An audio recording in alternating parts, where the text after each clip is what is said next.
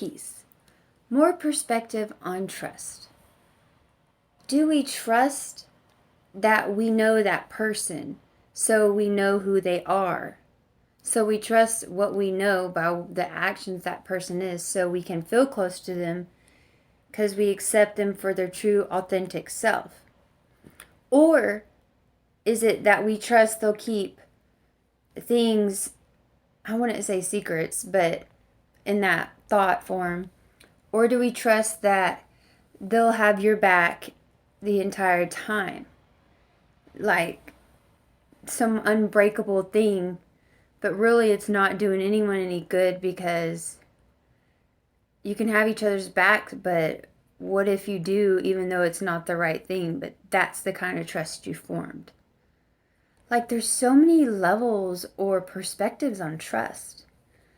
And I kind of am getting the thing, how they say trust your, or keep your enemies closer, and you'll disappoint yourself when you have that complete trust in people you think you can count on, because for one, it's expectations, and the so-called enemies, you know who they are. So they're actually themselves. Like you can trust that they are who they are because they are who they are. But those people that you trust because you expect things from them, wouldn't that be like, I can't say not right because it's perspective, but if you have expectations for someone to be a certain way, wouldn't you be setting yourself up for a downfall because they are themselves? And what if they don't always want to be the way you want them to be? So hence, what is trust? Or what way do you use trust?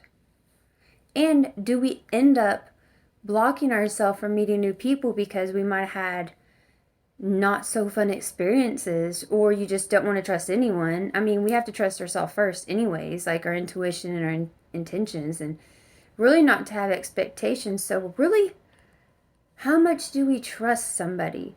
Or do we just, or should we just look at people for who they are and trust that they are true to who they say they are, and not make it such a personal expectation of trust?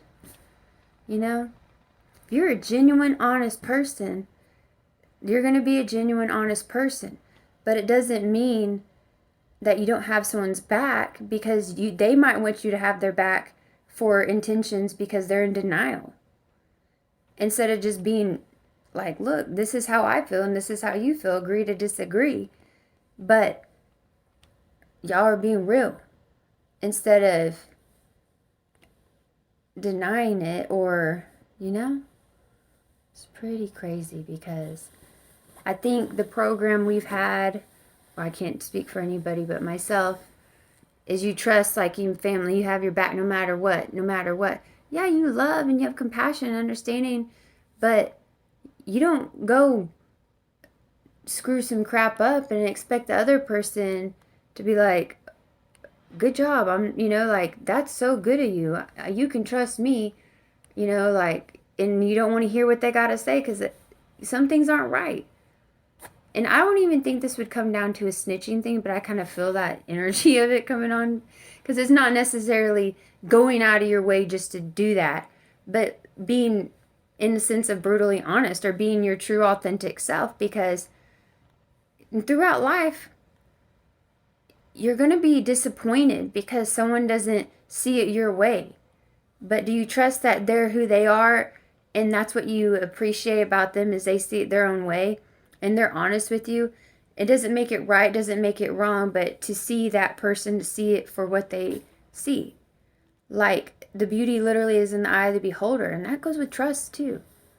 I don't know if you get this, but I was just thinking about that. And not to block yourself, like, trust yourself so much that, shoot, I can trust everyone because I'm just going to observe. And you're not going to like damn or condemn those people right off the bat, not trust them, but you're open to making friends or whatever way you want to call it, because they're associates. Or what is a friend? I mean, shouldn't we just be kind and nice to everybody to the extent that they're wanting it to, like I always say, I watch how you want me to treat you, and then I treat you how you want me to treat you. But I don't know if you get me. That kind of went like, ugh. But I was thinking about this trust stuff a lot because really I just feel like I should trust myself, and if I feel foolish, which I'm not going to feel that way, but just as an expression, I don't feel bad for putting my trust in you or like giving you the benefit of the doubt, but then I'm going to see who you are, and I'm not going to not trust you. I'm just going to trust that's who you are. But it determines on me how close I want to get to you. I'm